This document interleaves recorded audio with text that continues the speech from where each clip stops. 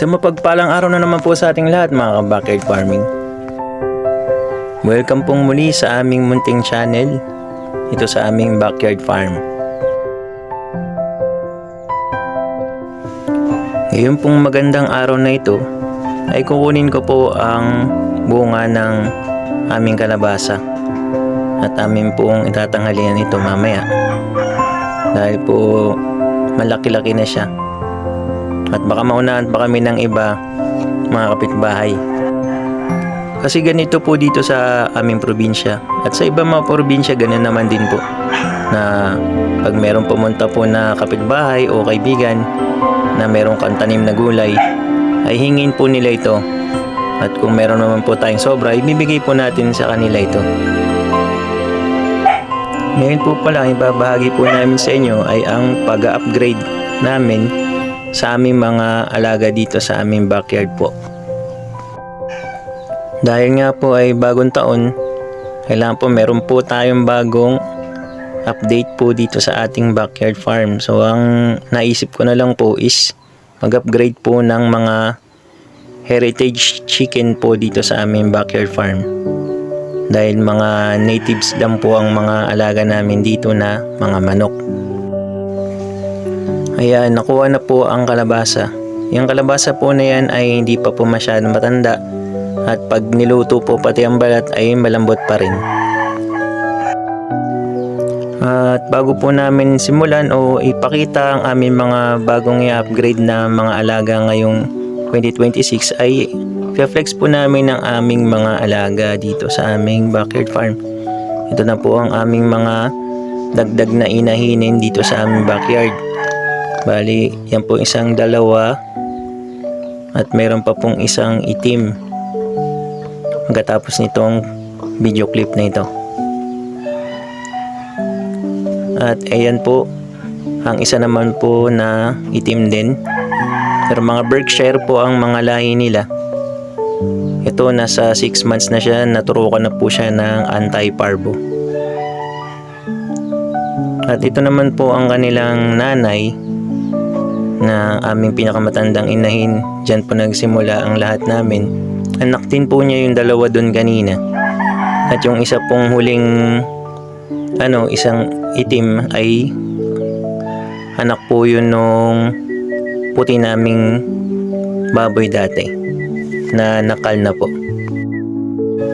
Dito po mayroon na akong nakitang tira na feeds at ay papakain ko ulit sa kanila. Tinatawag ko muna kasi para lumapit din yung mga sisiw nitong mga pato. Ay mga manok, naghahanap na po yan ng sarili-sarili nilang pagkain pagkatapos na silang pakainin. Ilan-ilan na lang yung mga manok na nandito.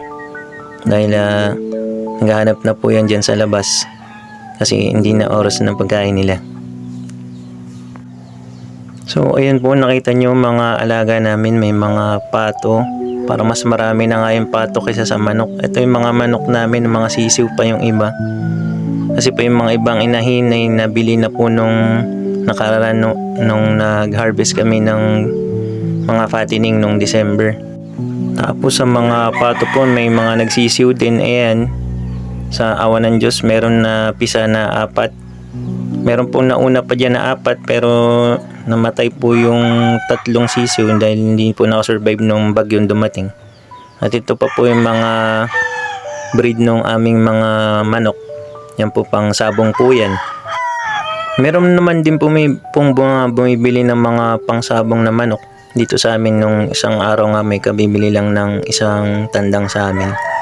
Tapos yung iba po na inahin, binibili rin pang katay. Kami rin po, inuulam din po namin yung mga ibang inahin po namin.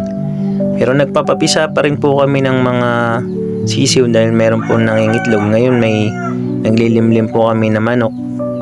At meron pong nakapisa din ng mga sisiw niya.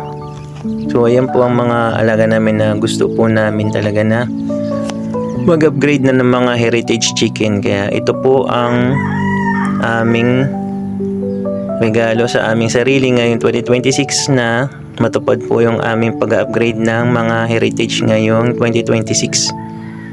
Ito pong binili namin kaninang umaga ay 6 na piraso po, ay hindi, 7 na piraso po na Rhode Island chicks. Ayan po.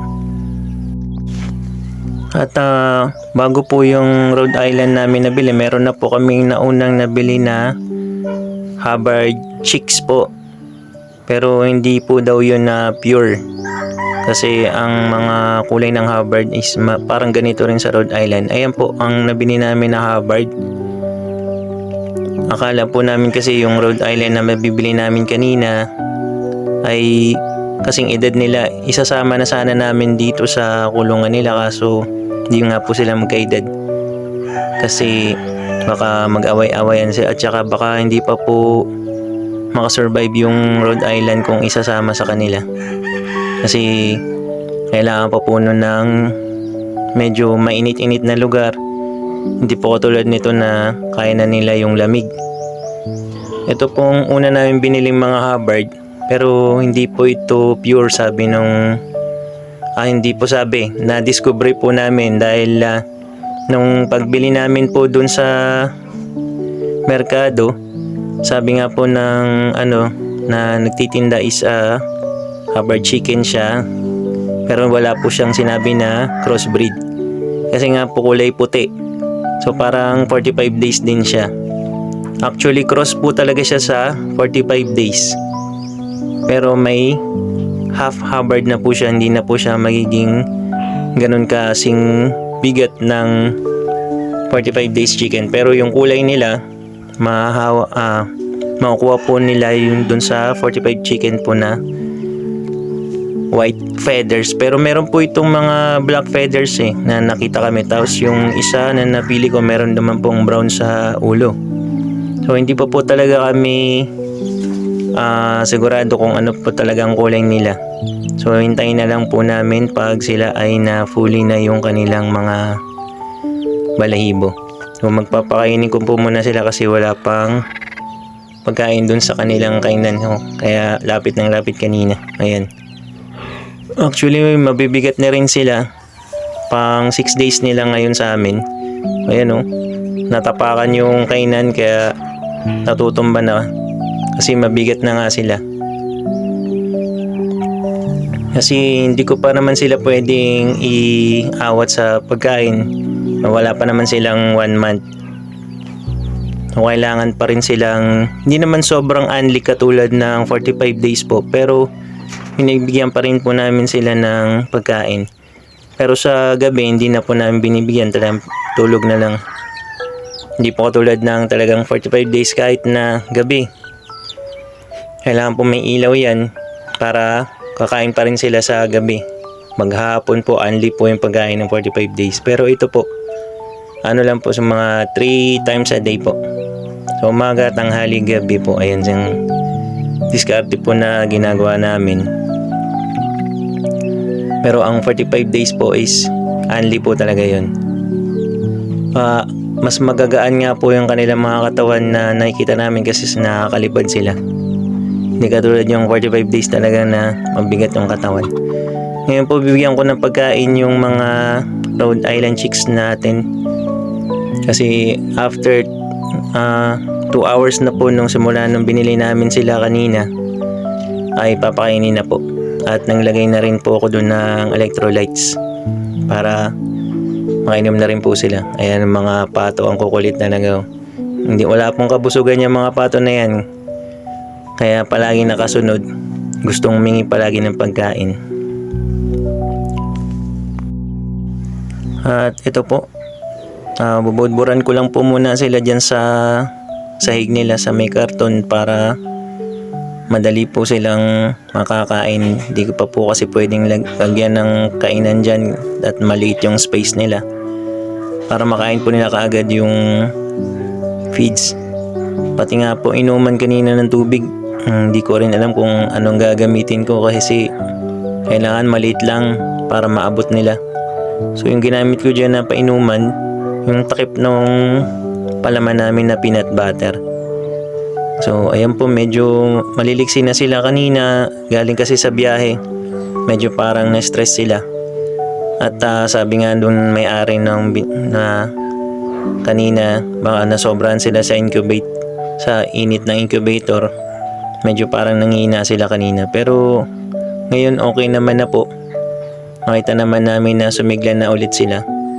After 2 hours na resting. Ganun po talaga siguro. At ngayon, yun naman din ang mga nakikita ko na napapanood ko dito sa YouTube din ng mga nag-aalaga ng manok. Kung ano dapat yung step by step. Bago po talaga kami nag-alaga ng ganyan, inaaral po muna namin kung paano talaga ang mga gagawin. Ay, sana po talaga ngayon 2026 lumaki po itong mga bagong alaga namin, pati po yung Hubbard. I-update po namin kayo kung ano na pong mga progress na makukuha nila every month. At sana maparami po namin ito. At kung nakaabot naman po kayo sa bahagi ng video namin na ito, kami po ay hiling sa inyo na ng mga suporta po muli ngayong 2026. Nawa po ay magkaroon po ulit tayo ng mga bagong mga kaibigan dito sa YouTube, mga supporters at mga manonood po. Nawa ay lumaki pa po ang channel na to upang makatulong din po kami sa iba. At sa mga nagmamanok din po, sana po kung may napanood nyo po ito, bigyan nyo po kami ng mga advice, ng mga comments para po sa mga pag-aalaga nitong Rhode Island Chicks at saka ng Hubbard. Malaking tulong po yun na para dito sa aming backyard farm para po mapaganda po ang kanilang mga paglaki. Ayan po. Salamat po sa inyong panonood. Hanggang dito na lang po ang video na ito. God bless po sa ating lahat. Happy farming po.